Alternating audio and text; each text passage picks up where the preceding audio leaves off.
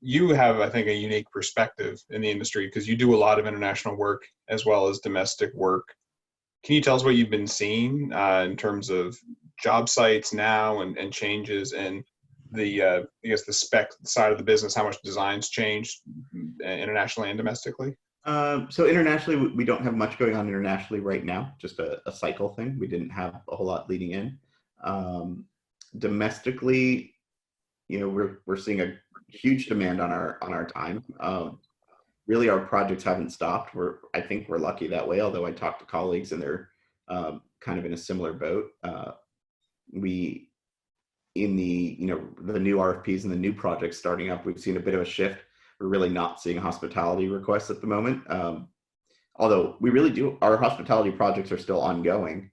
For the most part, we've had a couple of smaller ones pause or extend their time frame.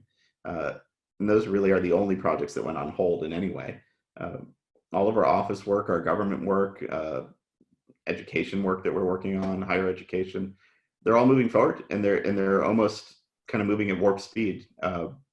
So from that end, new design or things in design are still progressing, and some of it's being influenced by this, but I don't think there's a conclusion to that yet. Where things that are in construction are having a lot of demands on them.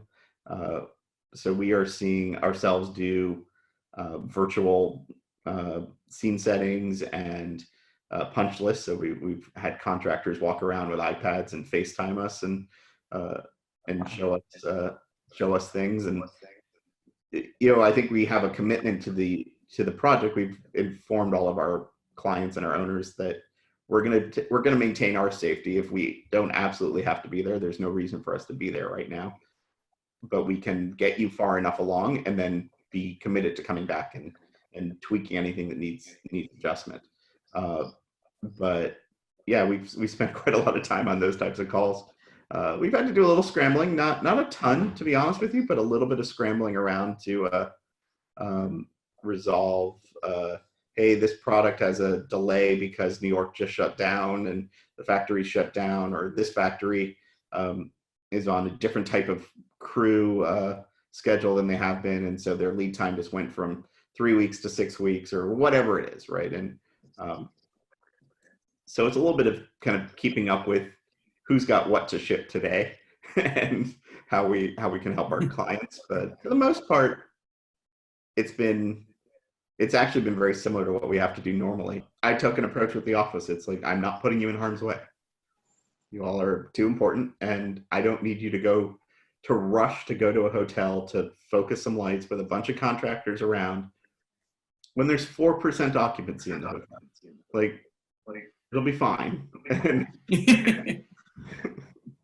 especially in the lighting industry, technology is great, and you can get so far. Technology, as you were just saying, you're doing some kind of virtual job site visits, and what's the balance where nothing substitutes for actually being at an install and seeing it with your own eyes and seeing the experience of the project. So what's that balance been like for you to try and go with? I know you mentioned if you have to return to tweak things, but if you could speak a little more to that, because I think that's really interesting, and utilizing technology and maybe other trades you could do more with, but with lighting I think you really have to physically be there in so many ways. So.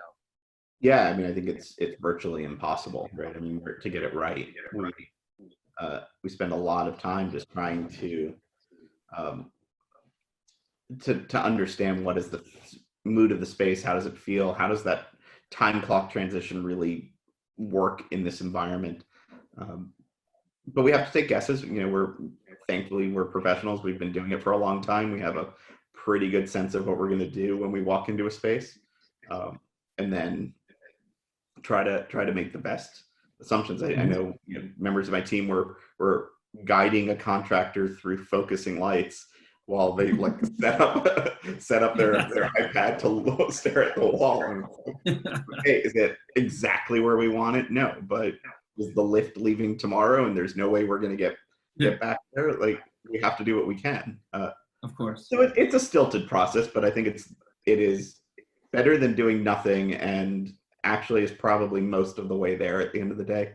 And then it's that last 10% that's really the magic comes out. And that's what we're going to have to do when you can really feel the space and be a part of it. Yeah, I find it really interesting because going to a job site, something that was so, second nature, is something that now is a hurdle in the industry and how things have changed. So I think that's really interesting what your team has done to address that. Yeah, I mean, let's see, my last flight was 6.5 weeks ago, and normally I'm on a plane 3 to 4 times a month. It was actually tracking a little bit more than that earlier this year. So it's kind of interesting to not go to the airport, and in some ways I feel bad. I agree. I'm not seeing the flight attendants I know. I'm not seeing the coffee vendor I know.